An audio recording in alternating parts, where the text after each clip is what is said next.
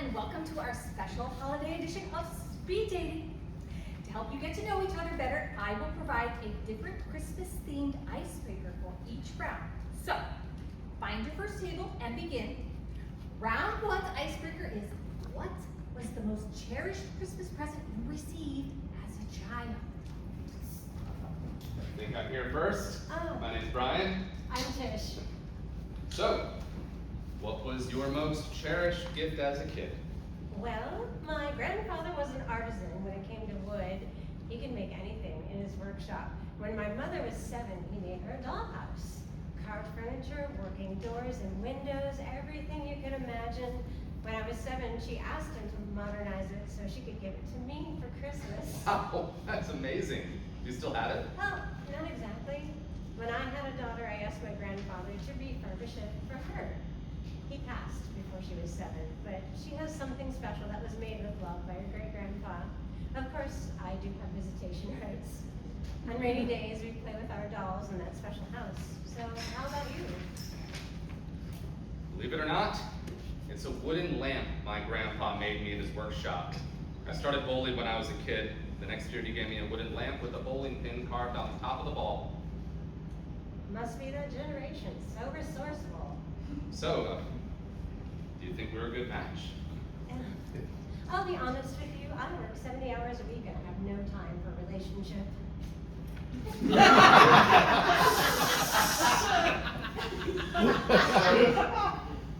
Why are you here? I was hoping to meet someone who would be willing to pretend to be my boyfriend for Christmas dinner with my parents to get my family off my case.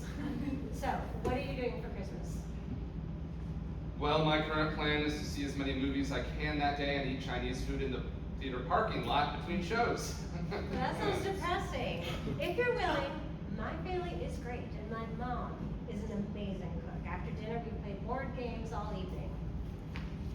That sounds so much better than my plan. I'm in! Here's my number so we can figure out the details. Okay, time to move on to the next table.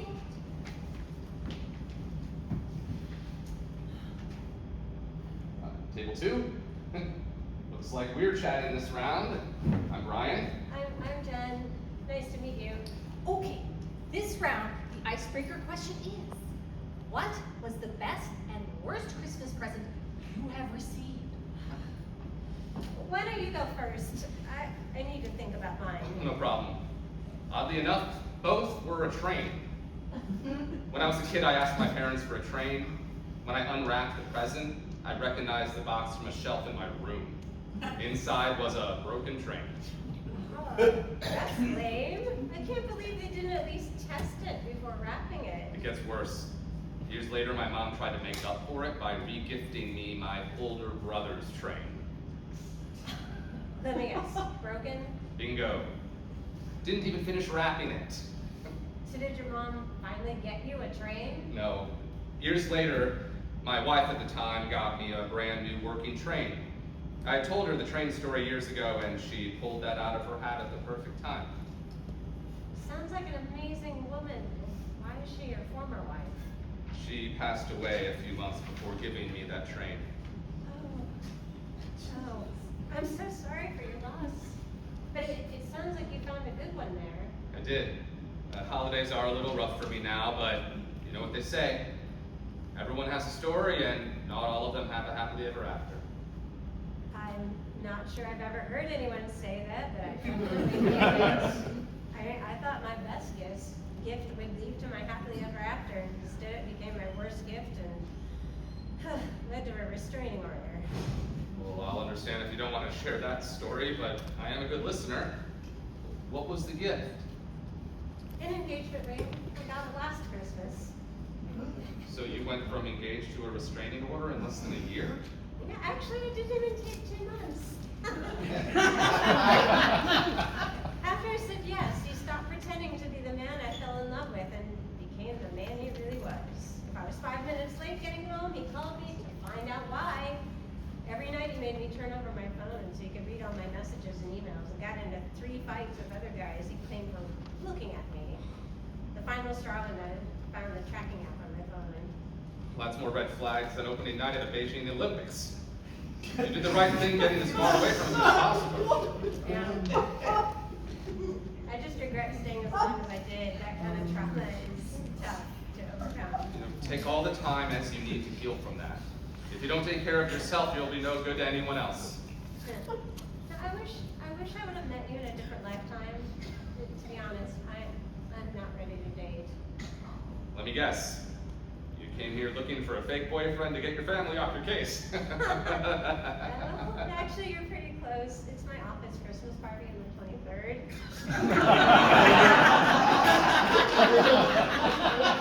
I'm dreading being the only single woman surrounded by a bunch of drunk guys.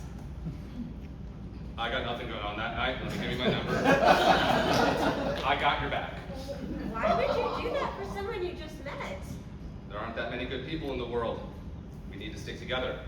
And who knows? I might get a good night hug and a new friend out of it. I don't know what to say. Oh, And time. Gentlemen, please move on to your next table.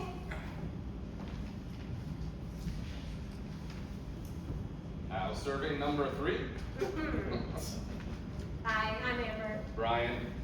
Okay, this round you're discussing a unique family holiday tradition. Oh, this is an easy one. Every year for Christmas, my grandma gave me socks. It became a running joke in my family. That's a pretty lame gift. Why did she do that? My mom made the mistake of telling her one year we needed socks, so we got them for the next decade. No thought, just white blue socks with the color stripe at the top. Did she eventually stop? My mom knew it bothered me, so she eventually talked to Grandma about it. The next year, I got my first Monopoly set for Christmas. Then Grandma gave me socks for my birthday.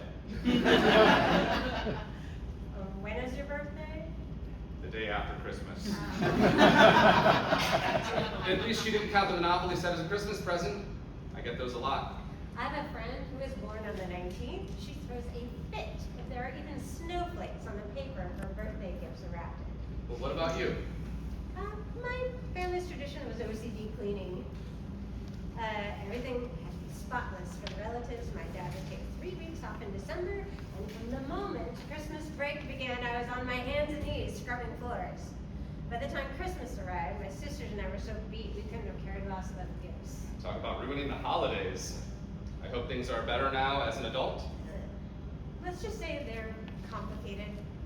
So by any chance, Would I be willing to pretend to be your boyfriend to appease your parents? are you psychic? No, it's been a common theme tonight. I'm already booked to be a fake boyfriend on Christmas Day and the 23rd. Okay, that's perfect. We celebrate on Christmas Eve. Would there be a possibility of this leading to a second date? I already have a girlfriend.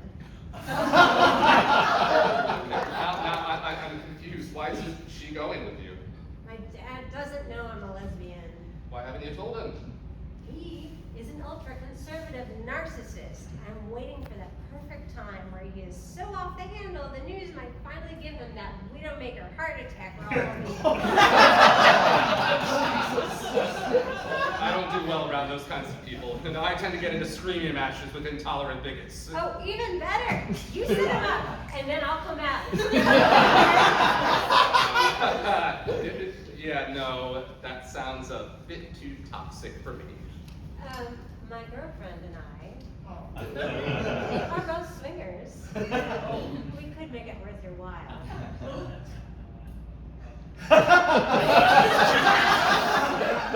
I'm in. Here's my number. And time. Gentlemen, please move on to the next person.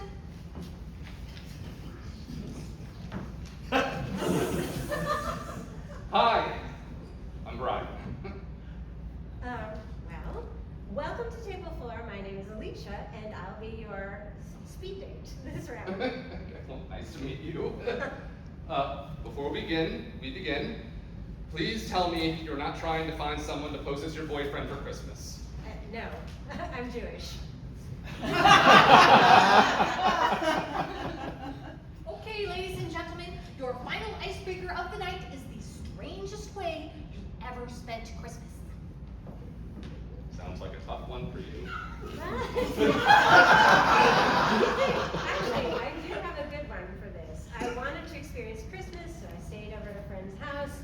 My junior year of high school, that Christmas Eve was the weirdest night of my life. All her aunts and uncles came over and got plastered. And then we go to midnight mass, and my friend and I had to be the designated drivers. Like each of us had to deal with a minivan full of drunks in a snowstorm. And I didn't even have my license yet, just my learner's permit. Is that even legal? There was a licensed driver in the passenger seat. And I'm not sure if they're conscious.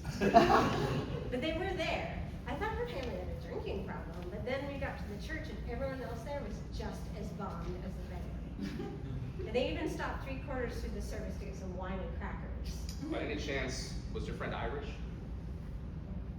Yeah, now that you mention it, she was. I'm Catholic, and their midnight masses are legendary.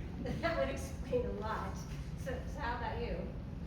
Well, I don't know if it counts or not, but my dad always tells the story of how my mom went into labor with me on Christmas Day. She refused to push until midnight because she didn't want me to share a birthday with Jesus. Very considerate of her, and happy birthday. Thanks. So, would you like to grab a cup of coffee after this? Unless you're willing to be ritually circumcised, I can't have a serious relationship with you. I get kicked out of the family trust if I marry a Gentile. Talk about bad luck. I'm 0 for 4 tonight. You know, I'm looking for a date for Hanukkah if you're interested. If you mention that, my aunts will stop pushing me to get married. I don't know. Hey, my mom makes a great brisket, and her challah bread will just melt in your mouth. What do you say? L'chaim!